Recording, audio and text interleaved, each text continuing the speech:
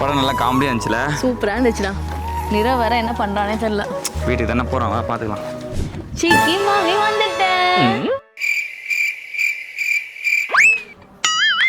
என்ன கண்டுக்கவே மாட்டேங்கிறான். இப்போ பாரு என் என்ட்ரி.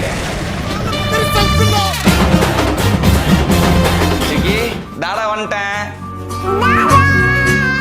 இல்ல எனக்கு புரியல. குட்டி தாதா வந்து படத்துக்கு போனேன்.